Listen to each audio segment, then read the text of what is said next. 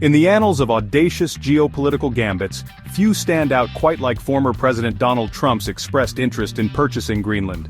The world reacted with a collective gasp, a mixture of disbelief and amusement.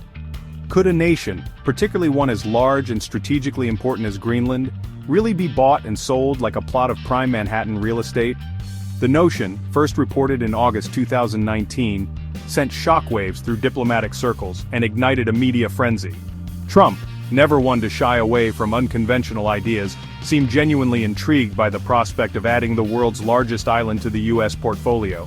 While the idea was met with swift and firm rejection from both Denmark, which holds sovereignty over Greenland, and the Greenlandic people themselves, it nonetheless exposed a confluence of geopolitical factors, historical echoes, and resource-driven ambitions. The story of Trump's Greenland aspirations is a tale of strategic calculations, historical echoes, and the enduring allure of a land transformed by a changing climate. It's a story that continues to unfold today, with implications far beyond the icy shores of the Arctic. To understand the motivations behind Trump's interest, one needs to grasp the strategic importance of Greenland. Situated between North America and Europe, Greenland sits astride vital sea lanes that are becoming increasingly navigable due to melting Arctic ice. Control of these routes would grant the U.S. a significant strategic advantage, particularly in an era of renewed great power competition. Moreover, Greenland's proximity to Russia, with whom the U.S. has a long and fraught history, adds another layer of strategic complexity. During the Cold War, Greenland played a crucial role in U.S. defense strategy. The Thule Air Base, established in 1951, remains a vital component of the U.S. missile defense system, providing early warning of potential ballistic missile attacks. As the Arctic melts and new shipping routes open up, Greenland's strategic value is only set to increase. This reality was not lost on Trump, who viewed the island as a key asset in projecting U.S. power in a region increasingly contested by Russia and China. Beyond its strategic location, Greenland holds vast reserves of natural resources, another factor that undoubtedly piqued Trump's interest. Beneath its ice sheet and permafrost lie deposits of oil, gas, iron ore, uranium, zinc, and rare earth elements. These rare earth elements, crucial components in everything from smartphones to wind turbines, are of particular interest. China currently dominates the global supply chain for these minerals, and securing access to Greenland's reserves would lessen U.S. reliance on its geopolitical rival. However, accessing these resources presents a significant challenge.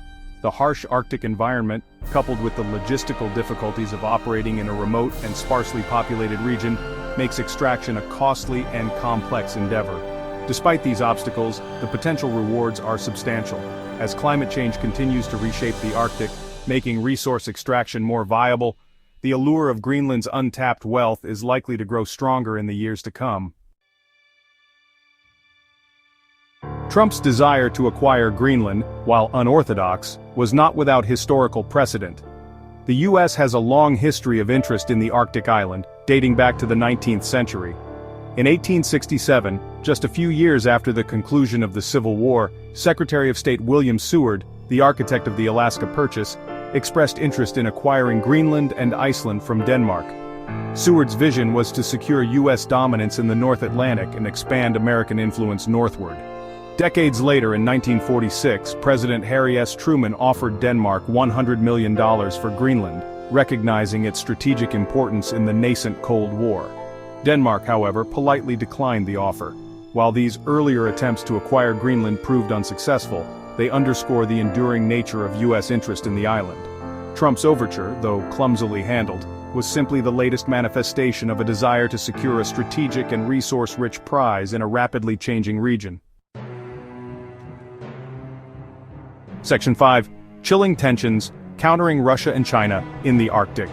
Trump's interest in Greenland must also be viewed through the lens of rising geopolitical tensions between the United States, Russia, and China. The Arctic, once a remote and desolate region, is rapidly emerging as a new frontier for great power competition. Climate change, by melting sea ice and opening up new shipping routes, has heightened the Arctic's strategic and economic significance. This has led to a flurry of activity in the region, with Russia and China both seeking to expand their influence. Russia, with its extensive Arctic coastline and growing military presence in the region, views the Arctic as a key strategic buffer zone. China, while geographically distant from the Arctic, has declared itself a near-Arctic state and is investing heavily in Arctic infrastructure and resource development. In this context, Trump's desire to acquire Greenland can be seen as an attempt to counter Russian and Chinese ambitions in the Arctic. By securing control of Greenland, the United States would gain a significant strategic foothold in the region and bolster its ability to project power in this increasingly contested part of the world. Section 6, Not for Sale, Denmark and Greenland's resounding rejection. Trump's proposal to buy Greenland was met with swift and unequivocal rejection from both Denmark and Greenland. Danish Prime Minister Mette Frederiksen dismissed the idea as absurd, while Greenland's government issued a statement emphasizing that the island was not for sale. The reaction in Greenland was particularly strong. Many Greenlanders felt deeply offended by the suggestion that their homeland could be bought and sold like a piece of real estate. The notion struck a nerve, tapping into a long history of colonialism and exploitation. Greenland, while still a part of the Kingdom of Denmark, has been on a path towards greater autonomy in recent years.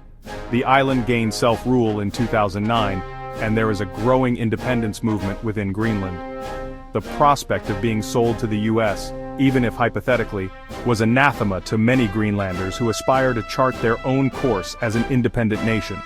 The episode served as a stark reminder of the limits of US power and the enduring importance of national sovereignty.